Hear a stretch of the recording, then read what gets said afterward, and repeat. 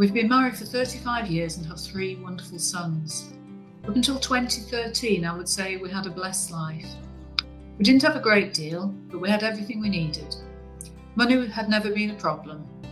If we needed new household appliances, we were in a position to go out the same day and get them.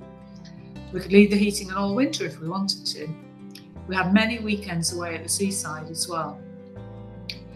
We were joint carers for our 23-year-old son Matthew, who'd suffered meningitis when he was less than a year old, and this left him with profound learning difficulties, blindness and cerebral palsy. But he was happy, and so were we. We didn't have any outside help, as we just loved it being the 3 of us in our own little world. But overnight things changed. My worst nightmare began. Matthew was to be 24 on June 28th, a birthday he'd never get to have. On Sunday the 10th of February, we got up as usual. I went to the kitchen to make our cups of tea. Matthew's nickname was Tea Belly. He drank at least 12 cups a day. As I was preparing it, his dad went to get him out of bed as usual. But then I heard a sound I never want to hear again. It was Gary crying out and begging Matthew to come back. I just knew he was in God's care now, and I couldn't go in his room because I thought if I carried on making his cup of tea, he was still here with us. Silly, I know, but grief does strange things. The days and weeks passed by in a blur. We arranged the funeral. I was shocked to learn it was going to cost £3,700. But I wasn't taking anything in, and we paid $1,500 up front. That was everything we had. We asked for help from the DSS, and they paid £700 towards it. As we'd both been carers for Matt, all our benefits stopped, including rent, council tax and income support. We had no income coming in, and we still owed £1,500 on our darling boy's funeral.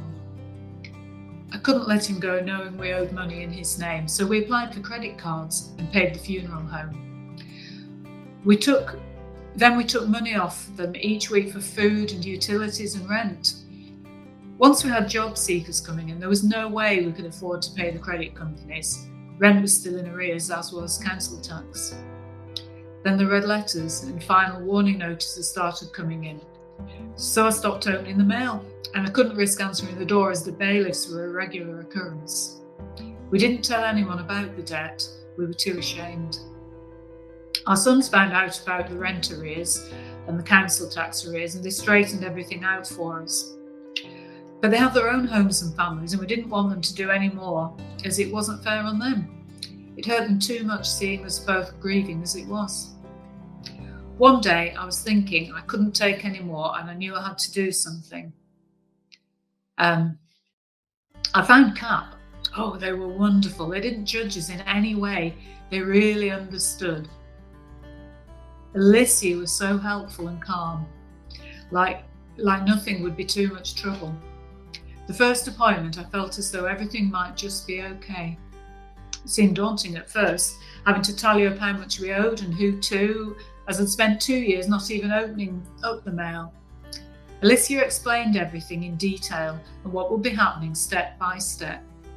Just knowing I could now contact my debtors and tell them I was taking steps to sort things out was a relief. The letters began to stop, and then the bailiffs stopped coming. Then the phone call from CAP said that I now had a DRO, that's a debt relief order. I can't begin to explain the feelings of relief. I was no longer feeling useless and suicidal. I owe everything to CAP and Alicia, I really do. These days, we're still debt-free. If we want anything, we save for it. Our motto when buying something is, do we want it or do we need it? Now we only buy things we need. We make our money last and we don't owe anybody anything. I still have moments of my stomach churning when I hear the post for some reason. Perhaps it will take some time for this to pass. But I do know that it's a wonderful feeling, and I never ever want to see a credit card ever again in my life. I thank God every day for bringing CAP into our lives, and honestly, I don't think I would have made it here today without them, and I can't thank them enough.